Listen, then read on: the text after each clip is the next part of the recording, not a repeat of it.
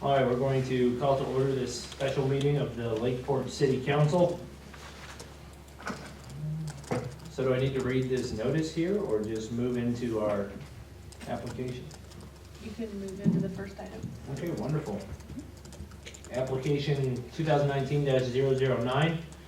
Approve the amendments to the event application stated with staff recommendations for the 2019 Dickens Fair Street closures.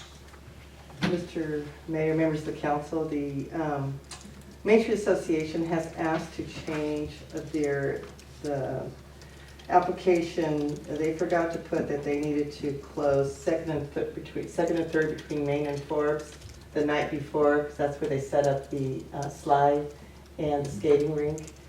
And so just bringing that back to include that in their application. Okay. Any questions from council? Any public input? Seeing none, I'll bring it back. Mr. Mayor, I'll make a motion to approve the amendment to event application 2019-009 with staff recommendations for the 2019 Dickens Fair Street closures. Second. Motion and a second. All those in favor? Aye. Opposed? Motion passes. All right. The big one for the night, bid award. Award a construction contract to West Coast Contractors Incorporated, DBA Oregon West Coast Contractors for the Library Park Seawall Replacement Project. Mr. Mayor, our Public Works Director, Doug Greider, is at Emergency Services Training, and so we have with us our city engineer, Paul, and now he's going to do the report on that for you. Thank you. Thank you. First of all, thank you very much for coming. This was scheduled for last week, but thanks to the fires and the public service power shutdown, bidders emailed me on Sunday night saying, we have no power. And get your bids. We were fortunate in that we had a very good designer on this project, Robert Sherwood from GHD, and we were very pleased with the contract package that they prepared. And we had 8 bidders Whoa. on this Nice. project, which is phenomenal. And there was a lot of interest. Most of them attended the pre-bid walkthrough. We had numerous questions which were answered through addendum. And then we had a successful bid opening with West Coast Contractors. Now they're almost $200,000 lower than the next bidder. However, West Coast Contractors, this is what they do everywhere, all around the United States and world. This is their bailiwick. The other contractors have done this kind of work, but it's not what they do. So we have every confidence. They attended the pre-bid walkthrough, were part of all the information, and so they were thoroughly familiar with the project. So we have a great deal of confidence. It's also $200,000 lower than our engineer's estimate. So we feel really confident that this project, thank you for the meeting. We're on a very tight time schedule. We hope to get all the paperwork done by next week so that we can give a notice to proceed and the contractor can order materials. If that goes well, in 4 weeks we'll be driving sheet pile. Wow. We So have a limited time frame with the level of the lake, so let's get in there. yeah, with the environmental considerations, we need to be done by the end of February with the sheet pile driving. So I recommend that we have a good contractor in the award of the contract to them.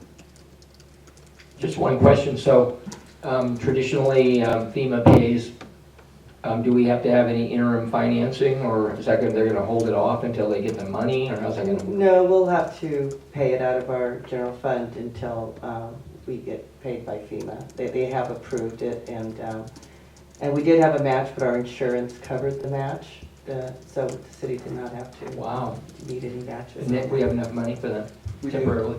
Yeah, I mean, and not just the general fund, but we have $2.5 million in insurance proceeds that we filed for this whole claim. And so Yes. we'll be able to use that cash to help pay for the project as it goes on, whether or not and then we'll get reimbursement from FEMA from that. And what is the estimated time of reimbursement, just for instance? That's a very good question. I mean, part of it falls on us how we are requesting drawdown, but then once we get our requests in order, they'll send us the check within 3 to 6 months. Oh, Yeah, and we do, like I said, you do have a lot of the insurance money on hand already for that too, so. Just for your information, the promenade replacement is not in this contract. That will be going out as a separate contract. One of the reasons for that was didn't want to mix and match contractors. We wanted a sheet pile contractor for the seawall. And so we will be putting that out to bid probably early January with the goal of having the seawall and the promenade completely finished by Memorial Day. And we have sent the design for the promenade to the Parks and Rec too, for them to take a look at some options, which will eventually be coming to council, but we wanted to run that by them also.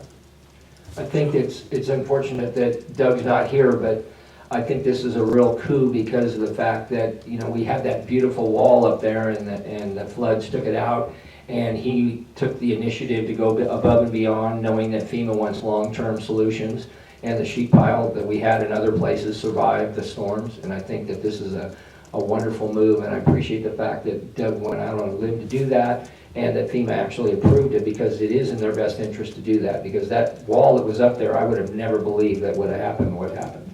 And so I think it's this is a long-term solution. That's what I think we need to be about at the council. It slowed down the process for a while, but Doug was very adamant and he did a good job. It wasn't easy. He had to. Yeah, he actually said that he believed that FEMA tried to put so many obstacles out there that they just make people go away. And he just was so tenacious. And God bless Doug Ryder for hanging in there and doing what needed to be done. I agree with that. So question with any of the other bids, was the promenade included with any of those other No. bids, or is this all just the sheet pile? Just the wall. Okay. Okay, and in your estimation, it's less expensive because it's their Yes. their expertise? Yeah, this is what their expertise is. Okay. Yeah, I was looking at the stuff, and it seems like basically a lot of the cost differences in the materials themselves, the sheet piles themselves. And so is it because they do this so much they can get it at a cheaper rate than everybody else, or? It's actually, the actual cost of the metal isn't the issue, it's the equipment to drive it. And because they do this so often, they have a wide variety of equipment. And in discussing the bid with their project manager, one of the things he said is, we have just the right equipment for that job. And that makes a big difference, because if you try to use something too big, there's trees, there's obstacles, having the right equipment to install the sheet pile is a very large part of their ability to have the sheet pile cost be lower. All right. I'm very excited about the idea of having that open I for know. Memorial Day, having that fence Yes. down. Man, No. that's very exciting. Is there anything else from council? Any public comment? Come on up. Thank you. Hi, I'm Richard Stefanello, and I live here in Lakeport, and I do have a lot of background on seawalls. My question for the engineer is, what is the final elevation in terms of Rumsey gauge to the top of the seawall? I wish I brought the plans. The seawall is actually 2 feet, will actually be more than 2 feet higher than it is now. One of the improvements that Doug got approved by FEMA was to heighten the wall to provide additional protection. So the actual top concrete cap will be a little less than 3 feet above the top of the existing seawall. So it provides a lot more protection than it had in the past. will we have to fill behind the seawall? The sheet pile is going to be driven as close in front on the lakeside, and then the fill in between will be a cement sand slurry between the existing wall and the new sheet pile wall. The wall will actually stick up 2 feet above the new promenade to provide that protection. And another feature is the new promenade will slope towards the lawn so that the drainage from that gets scrubbed by the lawns, where now it slopes out to the lake. Yes, currently we have a railing on top of the concrete. There'll be a railing on top of the wall, and it'll be about 18 inches high. It needs to be 42 inches above the sidewalk. Okay. So, do we have any, are you aware of any definition as to, will this survive a 100-year flood or a 2-year flood, a 200-year flood? Well, it was designed based on the 100-year flood level. I don't remember the Rumsey, it's 9 something. Yeah, I mean, we had a full geotechnical report. I mean, it's well engineered in terms of, it should be there hopefully longer than all of us and our kids and our grandkids are. It's a permanent structure. In perpetuity. There's also, as you're aware, when they're impacting the piles into the lake, there's a vibration that goes up from that. Yes. Okay, and it's sometimes quite significant. And if you ever lived in a metropolis where they're driving pilings down to bedrock for skyscrapers, even an adjacent skyscraper 6 blocks away, you experience that vibration. So we could expect that here. Yeah, so they're using vibratory driving methods. Yeah. Okay, so the elevation. Did you look at the drawing, sir? I have spent many happy half hours looking at the drawings. Okay. What is the thickness of the sheet piling? I remember, if I remember right, it's 0.42 inches. It's not quite half an inch. Yeah, that's good. That's good. Okay. It'll be out in front of the existing concrete. That's correct. Okay. And it's not necessary to have any what they call these horizontal deadman bolts. There's no tiebacks. They don't need that. That's the advantage of corrugated steel. And using sheet pile that's a continuous wall, yeah. It's supported by the soils, even though they're not very good, that the piles are deep enough that they will be self-supporting. Well, that's the preferred, that is the replacement anymore around here. Yes. I mean, unless you're gonna fix an old timber wall, and you know, that's Yeah. history. They wanted us to replace exactly what we had, and that wouldn't have been very long Can't do lasting. concrete Yeah. anymore. That's Exactly. gone. Well, we look forward to a new seawall, obviously, you know, with all our guests that come here. They see this our beautiful I know, a beautiful park. Queen of Lakes out here, our 2.5 million year old lake according to the State Lands Commission. You're aware of that? Yes. You know, and this is the grandmother of grandmother lakes right here. Clear Lake, as you know, is older than the Dead Sea, for your information. I Okay. didn't realize that. So, yeah, I have a real passion for this, the environment of the lake. Great. And I'm absolutely excited about reviving Library Park because it is the cornerstone, it's the centerpiece of the county.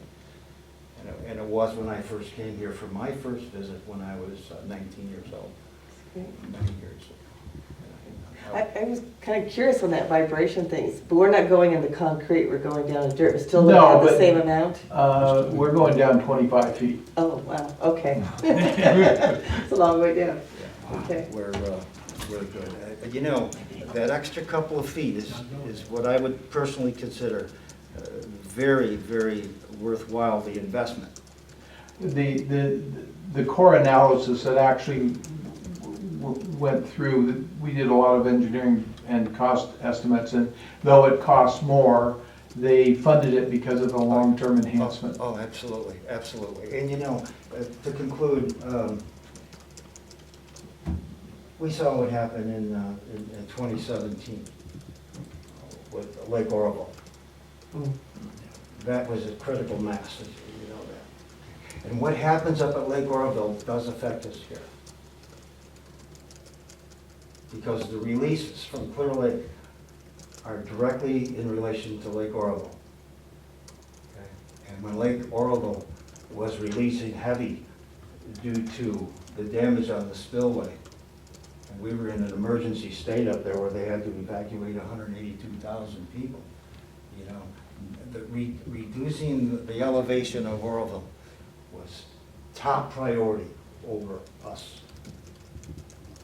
That's imperative, you know that, and that could happen again. That dam is not totally, we haven't completely rectified all the problems with the dam, and it isn't, it's in a fault-type area.